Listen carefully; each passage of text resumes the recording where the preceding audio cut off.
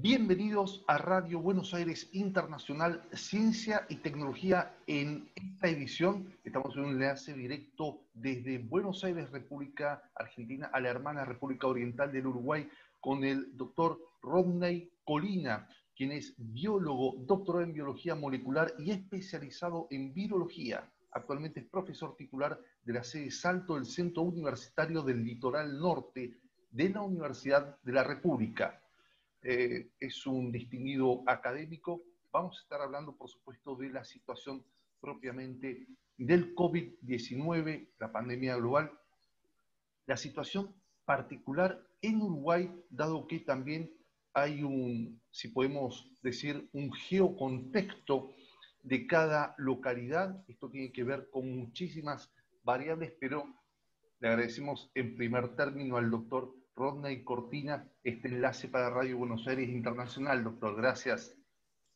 Muchísimas gracias, Roberto, a ti y a la radio por contactarme. Es un placer estar con ustedes. Bueno, se habla de un éxito en Uruguay contra el COVID. Se habla de un sistema sanitario, que hubo un consenso político, pero también social de cumplimiento de las medidas. ¿Cuál es la gestión y la situación que se está desarrollando hoy en el Uruguay? Bien, sí, es una pregunta muy amplia en cuanto al contexto, porque como ustedes sabrán, si bien estamos hablando de un virus, es un virus que nos ha afectado profundamente a toda la humanidad. En realidad es un virus que nos lleva a un extremo de comportamiento social al cual no estamos acostumbrados.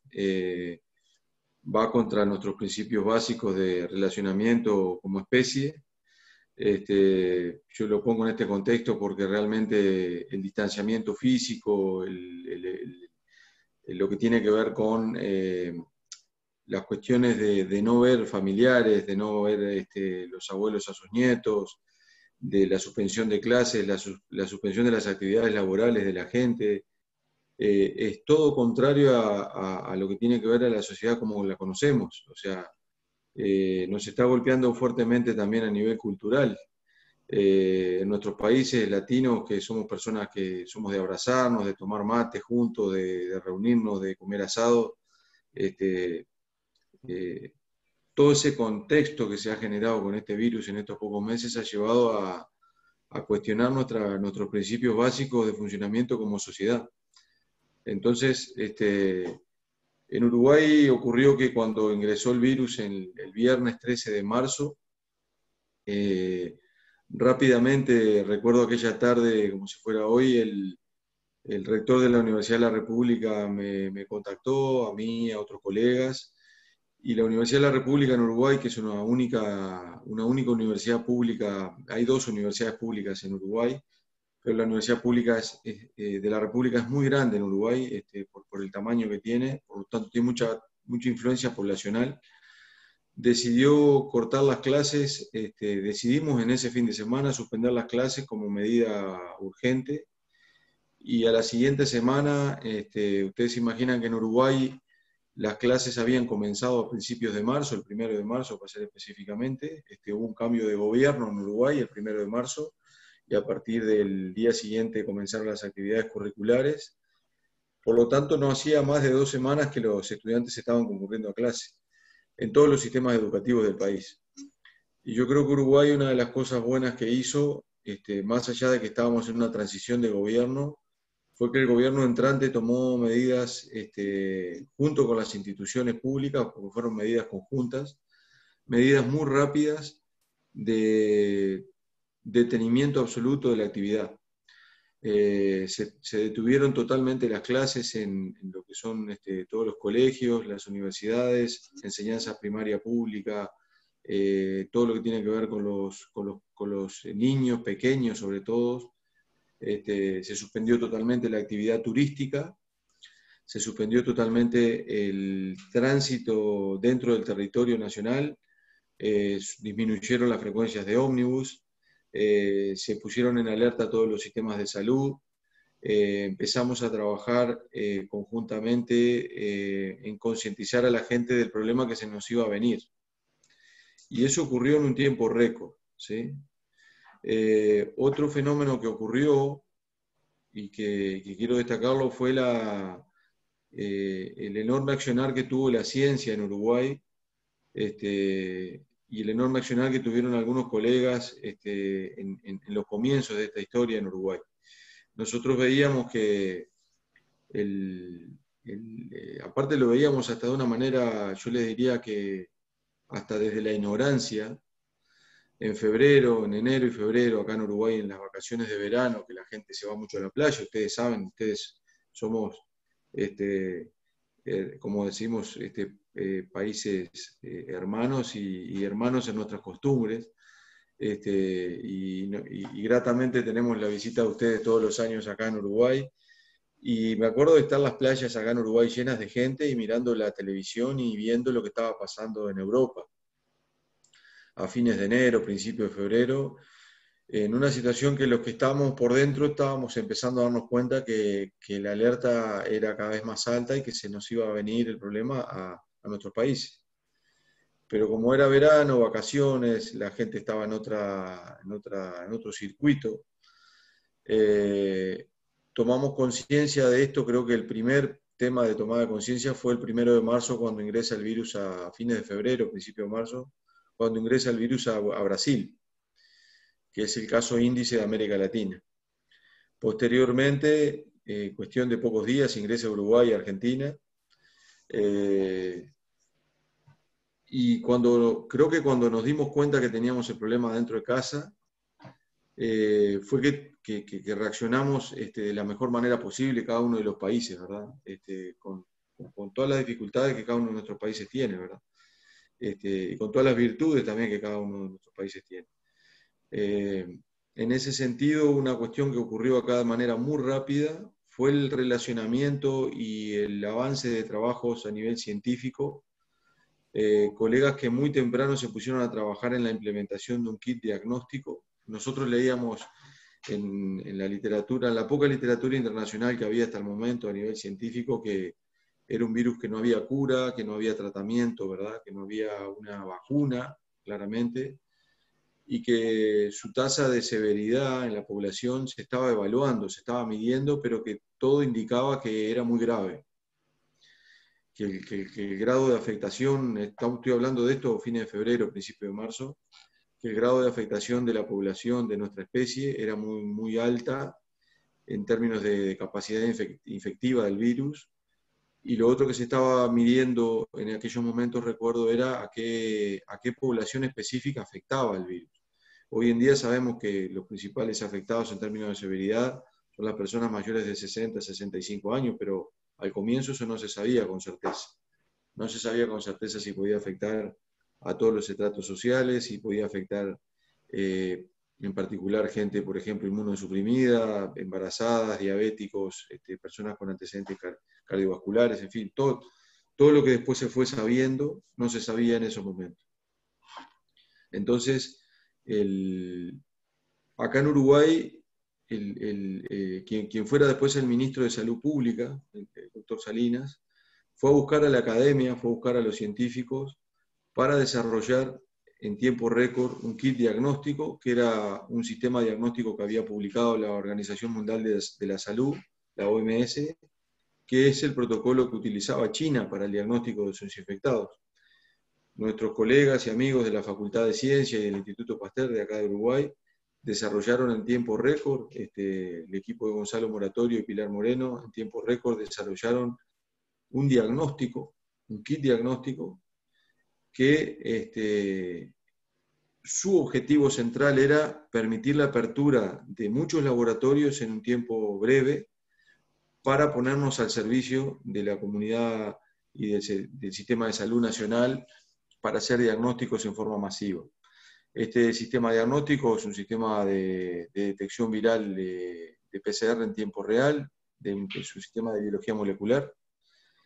Y recuerdo que el virus ingresa a Uruguay un viernes 13, Y nosotros acá en Salto estamos a 500 kilómetros de Montevideo, para que la gente entienda. Uruguay es un país pequeño, pero si lo ponemos comparativamente con algunos países europeos somos bastante más grandes. Pasa que ustedes son enormes de grande, y Brasil también, pero en realidad es un país que tiene prácticamente 750 kilómetros de largo y casi 600 de ancho. Y tenemos un centro universitario regional bastante desarrollado acá en Salto, en el norte de Uruguay, frente a la ciudad de Concordia, provincia de Entre Ríos. Y recuerdo que en un tiempo récord de 15 días nuestro laboratorio de virología se puso a las órdenes para el Ministerio de Salud Pública y para los prestadores de salud. Y dejamos de hacer todo lo que estábamos haciendo, tanto a nivel docente como a nivel de investigación, y nuestro laboratorio empezó a trabajar haciendo diagnósticos para coronavirus. Inmediatamente después entrenamos otros colegas de otra ciudad del interior del Uruguay, de Tacuarembó, donde hay otro centro universitario y un centro de investigación. Ese centro está más cerca de la frontera con Brasil. Ahí armamos un segundo laboratorio que se puso operativo en mayo, y luego en julio armamos el tercer laboratorio en la frontera con Brasil, en el este de Uruguay, en Rocha, donde también un laboratorio universitario comenzó a trabajar. En paralelo, en Montevideo se abrieron unos 15 laboratorios más. Entonces, Uruguay tuvo una capacidad de testeo que era aproximadamente de 100 test por día, entre 80 y 100 test por día al comienzo de esta pandemia, o sea, estoy hablando fines de marzo, principio de abril, a tener una capacidad de testeo actual de 3.000 test por día.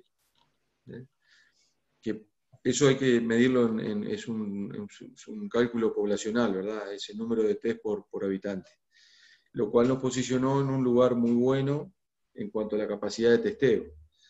En paralelo, se preparó el personal de salud, se generaron varias salas COVID en los hospitales, obviamente con toda la actividad detenida, ¿verdad? Y en paralelo ocurrieron cosas importantes también para Uruguay, decisiones que tomó, por ejemplo, la República Argentina, que fue el cierre de fronteras con Uruguay de forma inmediata. Entiendo que el gobierno argentino también tomó una serie de medidas muy importantes y muy certeras en tiempo y forma. De esa manera, Uruguay cortó totalmente sus vinculaciones físicas con Argentina, en todo lo que es el litoral en particular, y desde Montevideo también. Ocurrió otro hecho importante. Sí, yo te estoy contando la cronología, ¿no? Consulto en esta misma línea.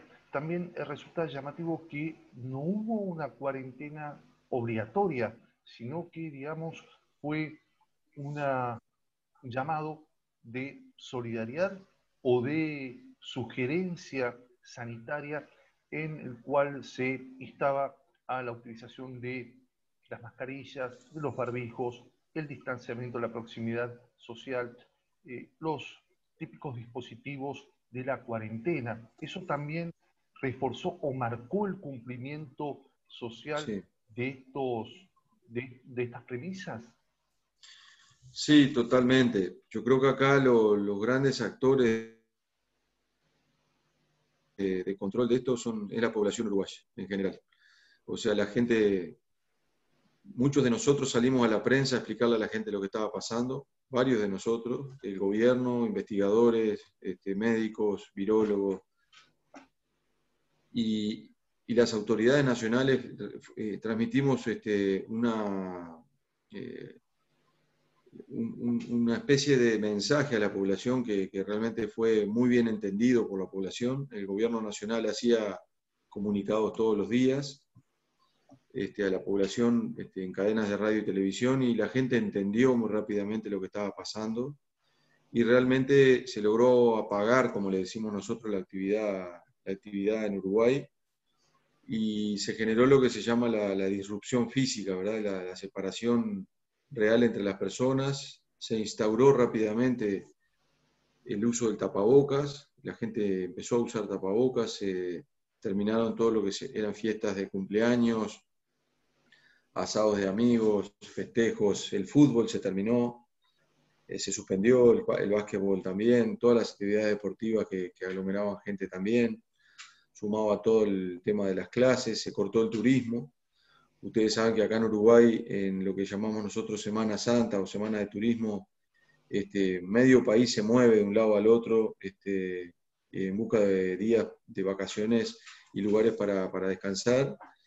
Este año fue histórico porque no hubo nadie que fuera a ningún lugar, ni tampoco se recibió turismo del exterior. Entonces todo eso llevó a tener un control de situación en un tiempo razonable. Muchos de nosotros tuvimos dudas de que no se tuviera que ir a una cuarentena. Recuerdo que a mediados de abril, viendo cómo estaba aumentando el número de casos en Brasil, no así en Argentina, nosotros avisorábamos la posibilidad de que hubiera brotes en Uruguay que se pudieran ir de control, porque estábamos en una etapa de aprendizaje, y eso ocurrió en Uruguay. Hubieron brotes, pero rápidamente todo el equipo médico que trabaja en epidemiología del Ministerio de Salud Pública logró controlar, el equipo humano que está ahí, controlar los contactos de positivos, aislarlos, cuarentenarlos, y a través de los hisopados y los estudios de laboratorio se lograron determinar con eficiencia, en tiempo y forma, los brotes y delimitarlos y apagarlos. Tuvimos brotes en un centro de internación psiquiátrica, tuvimos brotes en un par de hospitales importantes de Uruguay, de prestadores privados, tuvimos brotes en ciudades del interior, tuvimos brotes en ciudades fronterizas con Brasil, y todos se lograron apagar.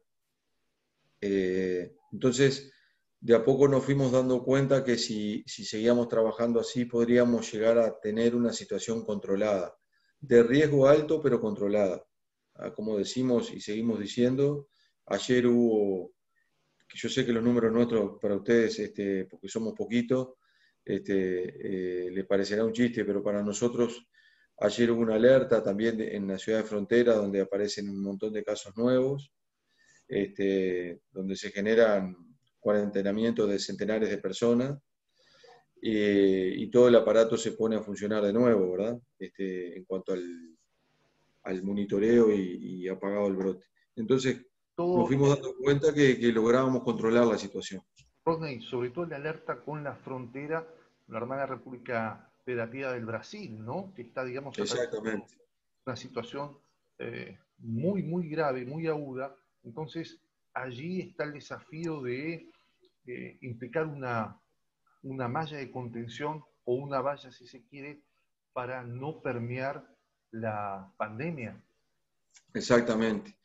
En Uruguay hace aproximadamente unos 3 meses atrás nos fuimos dando cuenta, incluso estamos en contacto con amigos y colegas de Brasil, con quien trabajamos incluso conjuntamente a nivel académico, que en Brasil se había ido de control la situación absolutamente, y que posteriormente la epidemia dentro de Brasil se fue desplazando hacia el sur, justamente hacia nuestros países. Y en efecto, Río Grande del Sur, que hace 4 meses no tenía prácticamente casos, empezó a aumentar de manera estrepitosa el número de casos, y actualmente tiene una cantidad enorme de casos de positividad, aparte de la cantidad de gente que tienen, obviamente, en zonas cercanas a Uruguay. Y eso nos generó la alerta y se generaron muchos controles a nivel de la frontera con Brasil, muchísimos controles. Y eso permitió, de alguna manera, generar un sistema de monitoreo muy eficiente. Un hito importante que ocurrió, Roberto, también fue que se generó, el gobierno solicitó a la Academia Nacional de Ciencias la generación de un equipo asesor técnico-científico, del cual tuve el honor de conformar, que en realidad ese equipo está conformado, ahora estamos en stand-by, pero está conformado por colegas médicos, biólogos, bioquímicos, infectólogos, pediatras, psiquiatras, epidemiólogos, que trabajamos haciéndole informes al gobierno de manera sistemática, en forma semanal, sobre la situación nacional y sobre la situación regional y global, para poder ayudar al gobierno en la toma de decisiones. Y eso lo hicimos, prácticamente ese grupo se armó a fines de abril, principios de mayo ya estábamos operativos, y hemos estado trabajando hasta hace una semana en ese tema. E igual ahora, si bien estamos en una etapa de finalización, quedamos como en stand-by hasta por si se necesita que estemos ahí de nuevo. O sea que fueron muchas actividades en paralelo que ocurrieron. Por supuesto, como ustedes saben, se generaron cientos de protocolos para los trabajadores, porque también esto generó también problemas muy grandes. El gobierno generó un fondo COVID que ha intentado ayudar a la población de la mejor manera posible y a todo el sistema de monitoreo. Creo que una señal muy buena de la gente, de los colegas científicos, médicos, y de comprometernos en absoluto con esta situación, que está lejos de terminar, ¿verdad? Cuando estamos a mediados de septiembre y uno ve lo que está pasando en otras partes del mundo, ustedes todo lo bien que han hecho las cosas y cómo se les ha dificultado la situación, porque acá el principal actor es la persona, es la gente, la sociedad, ¿no? La toma de conciencia. Y por otro lado también es difícil que una familia se sustente sin trabajo tantos meses, sin un ingreso económico. El grado de daño que hace esto a la sociedad por el apagado de lo que tiene que ver con la actividad comercial y el impacto que eso tiene en el trabajo de la gente es gigantesco. Correcto. Por un lado, hay un aspecto meramente de salud sanitario que tiene que ver con el virus en sí, pero también esto afecta a otros aspectos de la vida, el psicológico claramente, el económico debido a la regresión de la actividad propiamente económica, todo se torna más lento, todo se torna más espaciado. Eh, con respecto o en relación propiamente al curso de las investigaciones científicas que están avanzando en diversos laboratorios del mundo, centralmente en China, Inglaterra, Estados Unidos, Rusia propiamente, diferentes propuestas de vacunas en fase 3. ¿En qué plataforma nos encontramos hoy, Rodney, si tuviéramos que graficar una cierta carrera, como le llaman, por las vacunas? ¿En qué medición estamos? ¿En qué proyección? Muchos hablan de ya el primer semestre del 2021. Hace algunas semanas se mencionó que era el 2022.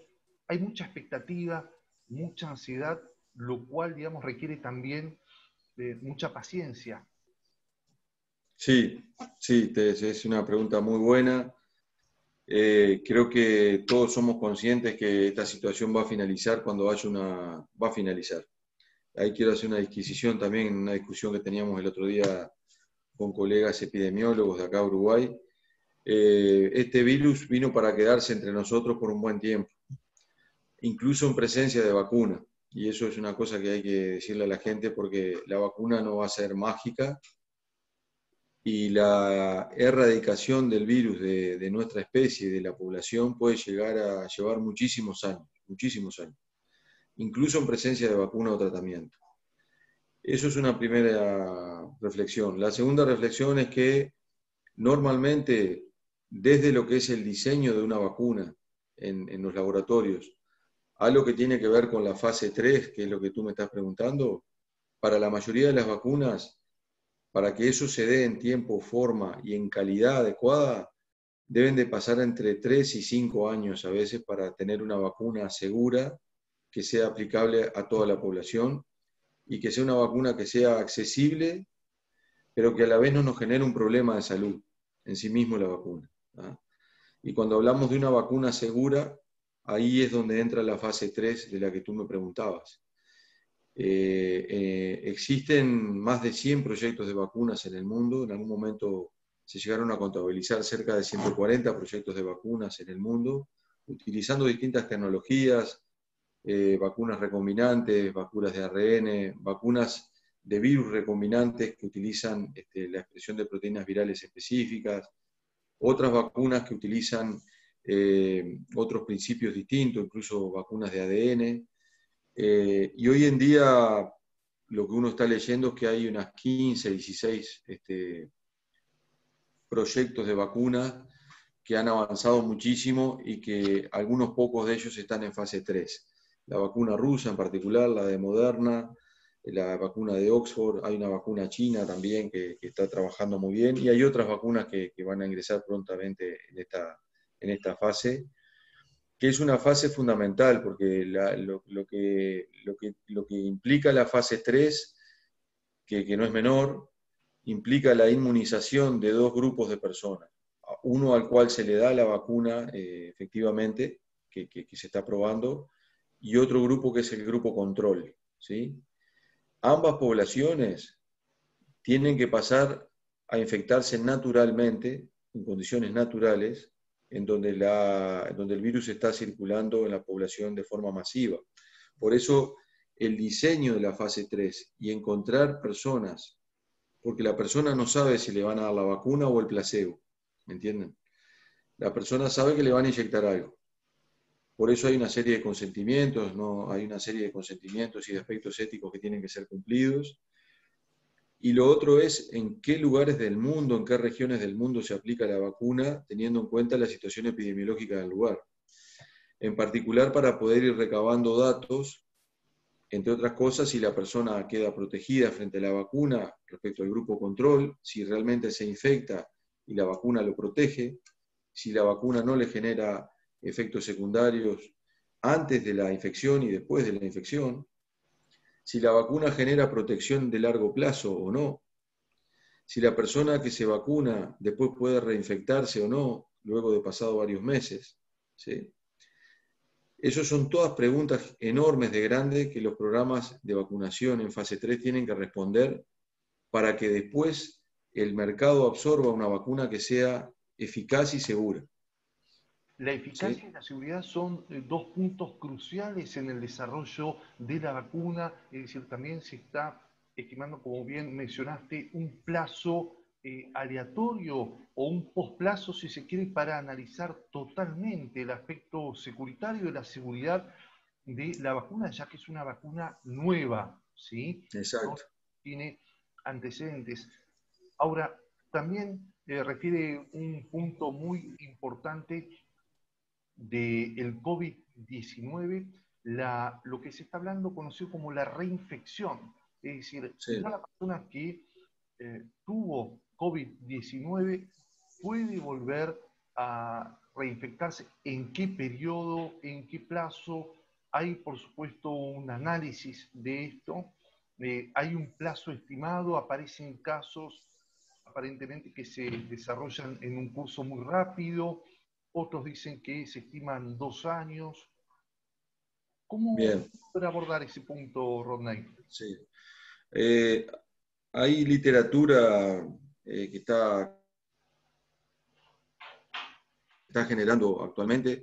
Desde hace aproximadamente unos 3 meses se empezaron a hacer estudios serológicos, se llaman, poblacionales, estudiando, por ejemplo, se hizo en Estados Unidos, se hizo en China, se hizo en Buenos Aires. Hay un grupo de la doctora Andrea Gamarni que hizo un estudio en Argentina al respecto. Nosotros estamos empezando ese estudio acá en Salto, en el cual, para hacer la historia simple y desde el punto de vista de lo que es la infección viral, todas las personas que se infectan efectivamente con el virus y que nos dan positivos en los test como positivos, no todos desarrollan síntomas, ¿sí? Entonces, ¿qué quiere decir esto? Que aproximadamente lo que se está observando es que por cada persona que desarrolla síntomas, hay entre 8 y 10 personas más que no lo hacen y que están infectadas, ¿sí? O sea, personas que pueden cursar la infección viral sin tener siquiera un síntoma, pero que pueden transmitir el virus. Eso es un aspecto importante. El otro aspecto tiene que ver con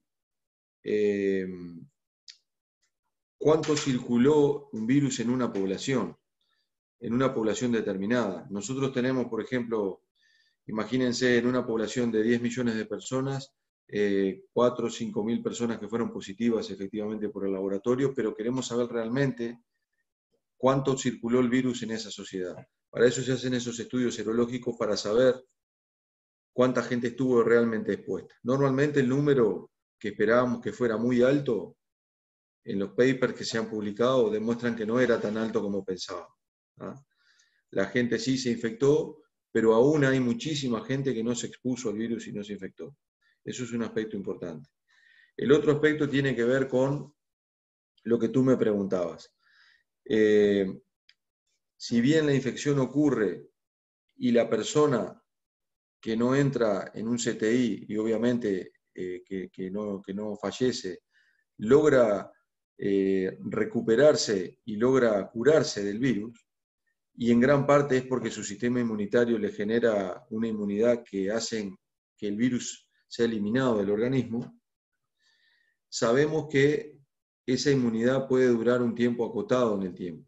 ¿Sí? O sea, una persona puede estar infectada contra el coronavirus, generar inmunidad, pero esa inmunidad se ha visto que a lo largo del tiempo puede disminuir e incluso hay personas que hablan de una disminución de la inmunidad en términos de pocos meses. Con lo cual, aquí hay dos aspectos que quiero señalar bien distintos. Una persona que haya sido infectada con el coronavirus, muy probablemente puede volver a infectarse.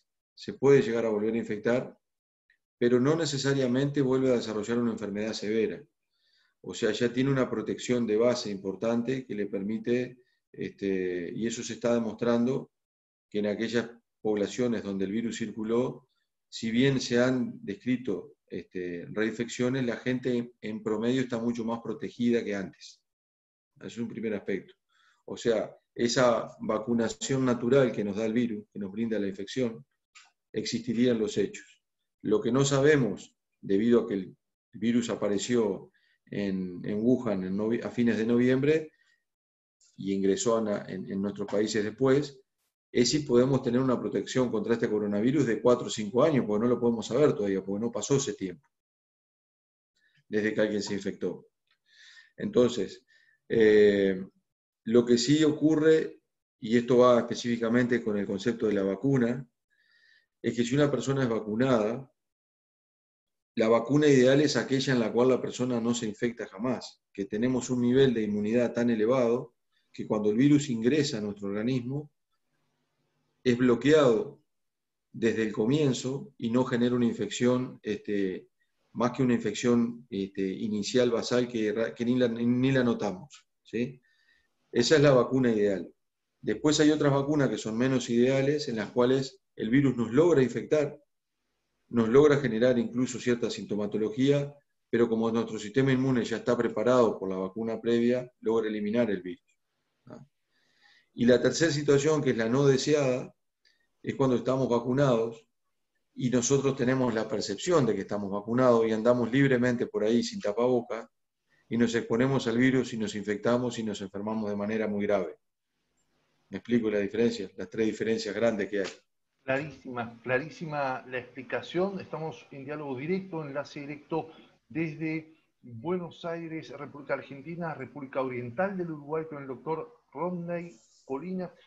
Agradecidos profundamente por este detalle, este panorama de la sala de situación en la República Oriental del Uruguay, también todos los avances que se produjeron, los testeos, el aumento de la cantidad en relación a la población total. Uruguay tiene 3.500.000 habitantes. Es importante marcar también la trazabilidad, los conceptos de circulación, el aplanamiento de la curva a la cual todos tienden, pero claro, hay olas de brotes, rebrotes, lo estamos viendo en Europa.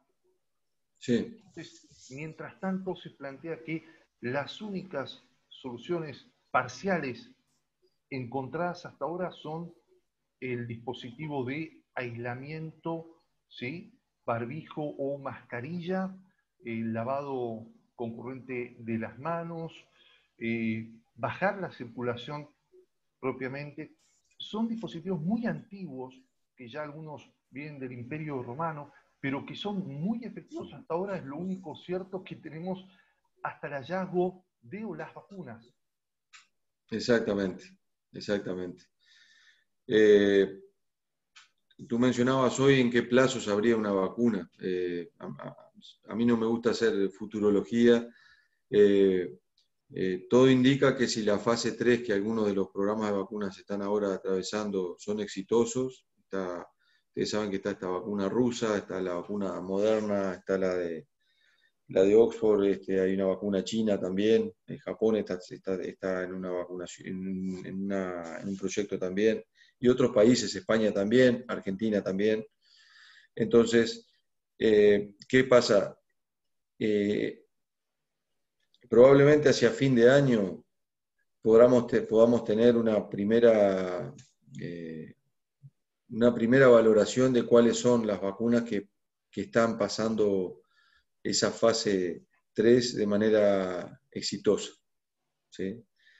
Que prácticamente las pondría al borde del mercado global. Después está el tema del escalamiento de la vacuna, que es otro gran tema. Una vez que la vacuna está y que es una vacuna que cumple con los patrones principales de seguridad y de protección, es el escalamiento masivo que hay que hacer para el mundo y bueno, y los países cómo pueden afrontar esos gastos, ¿no? Yo entiendo que se va a alargar probablemente alguna vacuna del mercado, dada la situación actual que tenemos. Tú planteabas los rebrotes en Europa, es algo que nadie pensaba que fuera a ocurrir y están ocurriendo y de hecho es probable que ocurran después en el tiempo también. Entonces, está claro que hay una urgencia enorme de instalar una vacuna eh, que sea segura y que proteja al menos a la franja poblacional que está en mayor riesgo, que es la gente de mayor edad, ¿sí? Que apunte de alguna manera para que todos entendamos, yo leía un artículo hoy de la BBC que hablaba de la disminución de la severidad de la infección a nivel poblacional. O sea, poder llevar ese 5% de severidad poblacional a un 0,001, por decir un dato, en la instalación de una vacuna, nos puede llegar a llevar a convivir con el virus en una situación más estable, ¿me explico? Porque vamos a tener que convivir con este virus. En la medida que logremos desarrollar herramientas de inmunización, vacunas, por ejemplo, o tratamientos que nos permitan convivir con el virus, pero que a su vez el grado de severidad que genere en cuanto a lo que tiene que ver a severidad de enfermedad y a mortalidad disminuya rotundamente, va a permitir que las sociedades retomen su actividad, porque lo van a tener que retomar. Es insostenible que una sociedad, un país, permanezca en cuarentena no por más de unos pocos meses, es insostenible, porque va contra los principios básicos de la existencia y funcionamiento de una sociedad en sí misma. Entonces, sabemos, la Organización Mundial de la Salud lo ha dicho con mucha cautela, que esto es sostenible en el entendido de que existe una solución, una alternativa a la brevedad, que permita disminuir los efectos del virus, ¿verdad?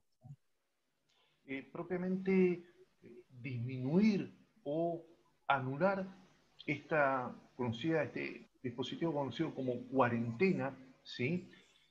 Que es preventivo, también tiene un aspecto en un punto saludable por lo psicológico, también por lo emocional y por varios aspectos que conforman, ¿sí? la integridad del ser humano. Ahora, vos referías que es imposible sostener una cuarentena in eternum, una cuarentena que se proyecta o se extiende constantemente.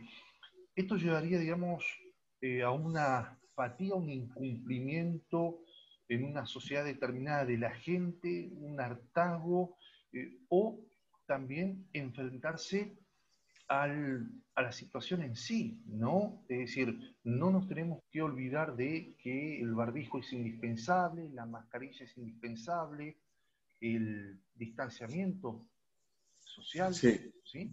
También es una herramienta indispensable. Ahí hay sí, una tensión en esos dos aspectos, ¿no? sí, es tal cual.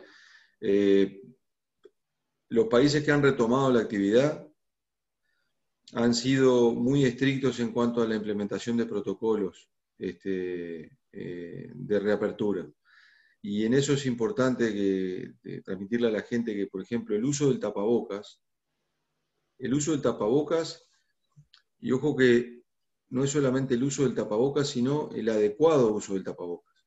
Uno ve la gente con la nariz de afuera, ¿verdad? El tapabocas. Eso no sirve para nada. Uno ve usar el tapaboca a veces del derecho y del revés indiscriminadamente. O uno ve gente que utiliza el mismo tapaboca por mucho periodo muy largo de tiempo, sin eliminarlo y comprarse uno nuevo, o lo que sería ideal es que el tapabocas se pueda, los que son de tela en particular, se puedan desinfectar en forma sistemática todos los días. ¿Me entienden? Porque el tapabocas en sí mismo es útil, pero es una superficie en la cual nosotros respiramos, pero del lado externo del tapabocas podemos recibir impactos de gotas con el virus de personas infectadas. Entonces, usar el mismo tapabocas sabiendo que el virus sobrevive en las superficies, incluso por más de 12, 14 horas en alguna superficie, y hasta 72 horas en plásticos y algunos metales, nos genera un riesgo que el uso del tapabocas es muy útil y es importante usarlo, pero es importante también cuidar el tapabocas, desinfectarlo, lavarlo, ¿sí? Es nuestra protección contra el virus, Las ¿sí? medidas de higiene específicas que son los Específicas, elementos propios preventivos. exactamente, Ahora, entonces, uno puede concluir que hay una política intermedia entre un extremo que es la liberalización absoluta, otro extremo, una cuarentena muy rígida, absolutamente rígida. En el medio, en la avenida ancha, podríamos decir, hay una combinación de factores que pueden llevar a la implementación de estos protocolos que son los que nos pueden ayudar a salir de esta situación o a tornarla sostenible. Es decir, exacto, la implementación de estos protocolos siempre observando determinados criterios, reacciones, complementos y otros agentes que están, por supuesto, involucrados en esta actividad, nos pueden llevar a un éxito, entre comillas, pero al menos sostener o viabilizar una sociedad más, no solamente más ecuánime, sino también una sociedad más protegida. exacto, exacto. Sí, los protocolos nosotros llamamos protocolos de reapertura en algunos aspectos, pero los protocolos son específicos. O sea, obviamente el uso del tapabocas se vuelve masivo, con estos cuidados que yo mencionaba, el tapabocas, la higiene de manos, el evitar, el evitar la aglomeración de personas es fundamental, sobre todo en una situación de transmisión del virus en forma comunitaria, donde ya no sabemos quién es el contacto, donde ya sabemos que de repente tenemos mucha gente infectada, que puede estar potencialmente infectada, mucha gente que no tiene síntomas y puede estar infectada. El uso del tapaboca se vuelve, yo les diría que casi central, porque es la forma de evitar la transmisión. Y como muchas de esas personas que está infectada en términos de 2, 3 semanas, un mes, va a dejar de estarlo, va a dejar de transmitirlo.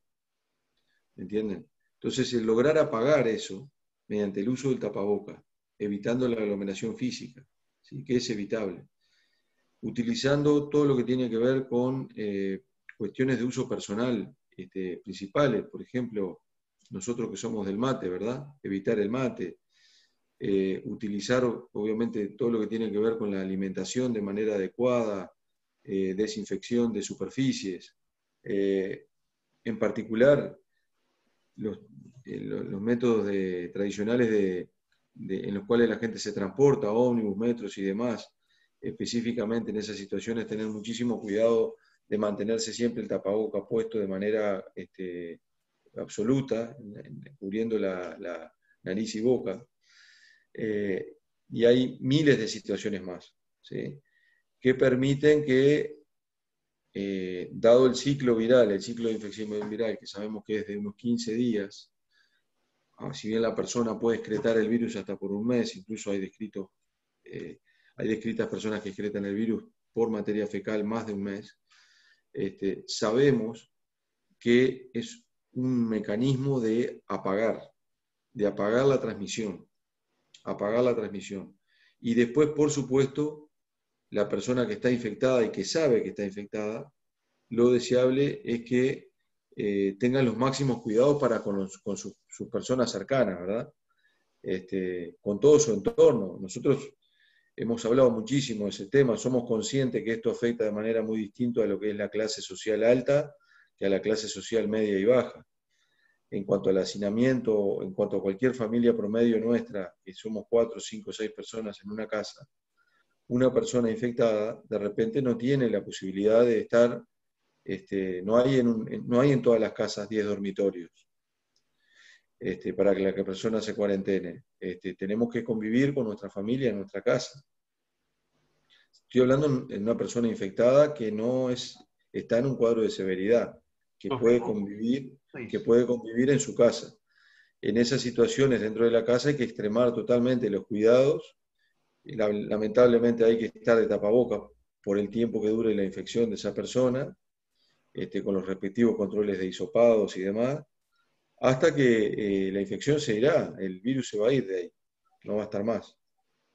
Estamos en diálogo directo con Rodney Colina, quien es licenciado en Ciencias Biológicas por la Facultad de Ciencias, Universidad de la República del Uruguay, magíster en Ciencias Biológicas, también tiene un doctor en Ciencias Biológicas, licenciado, con diversos cargos universitarios y de otro carácter, investigador del Sistema Nacional en la República Oriental del Uruguay, y por supuesto se ha desempeñado en varias áreas de la virología.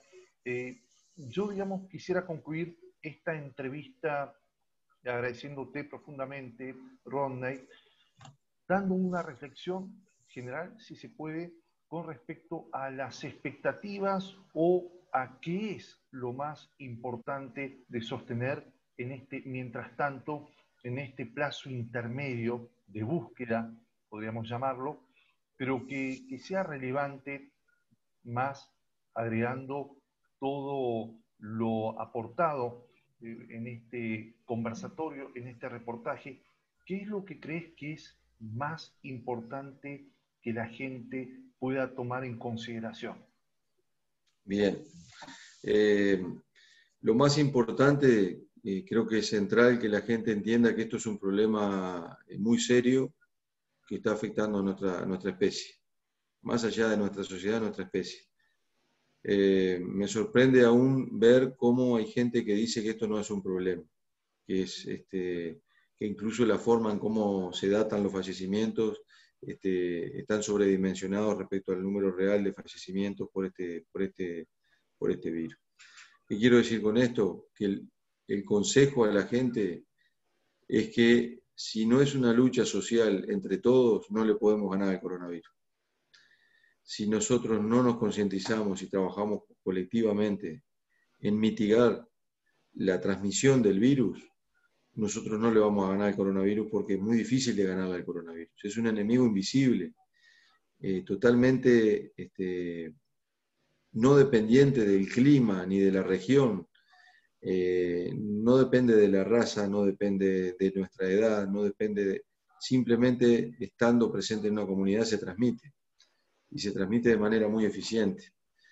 Entonces, el hecho de que la gente entienda que este problema se puede combatir, porque se puede lograr combatir este virus, se puede lograr una mejoría sustantiva de las sociedades en la infección con este virus, solo se puede lograr si se mantiene la guardia en alto. Y la guardia en alto, como decimos nosotros, es el uso del tapaboca, es el lavado de manos, es la desinfección de las superficies, utilizando los desinfectantes que todos conocemos, que los hay disponibles en plaza, y sobre todo entendiendo que si nosotros esperamos que haya una vacuna como una situación de solución mágica a este problema, eso muy probablemente no ocurra de manera inmediata. Probablemente pase un tiempo en el cual sí va a haber una vacuna, tal vez unos cuantos meses más, pero que probablemente no sea la solución a la erradicación del virus de manera inmediata. Esa situación se va a seguir dando, incluso en presencia de la vacuna. Las personas pueden llegar a seguir infectándose, tal vez y ojalá que con mucho menos severidad. ¿Ah? Quiere decir que el hecho de que mañana haya una vacuna no quiere decir que todos tiremos el tapaboca a la basura y nos pongamos a vivir como vivíamos antes. En ese sentido creo que es importante decirle a la gente que vamos a tener que vivir un tiempo más así, incluso en presencia de la vacuna.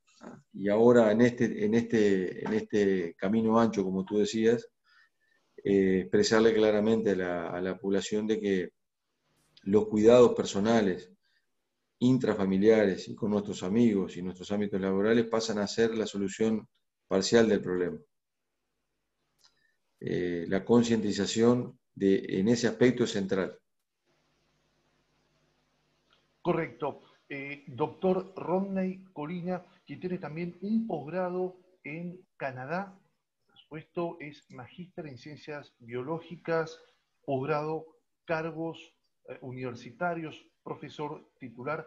Agradecemos profundamente este enlace, este reportaje para Ciencia y Tecnología Radio Buenos Aires Internacional. Muchísimas gracias, Roberto. Muchísimas gracias a toda la audiencia. Un fuerte abrazo y estamos a las órdenes. Así entonces concluye esta entrevista. Nos reencontramos en la próxima edición de Ciencia y Tecnología Radio Buenos Aires Internacional al Mundo.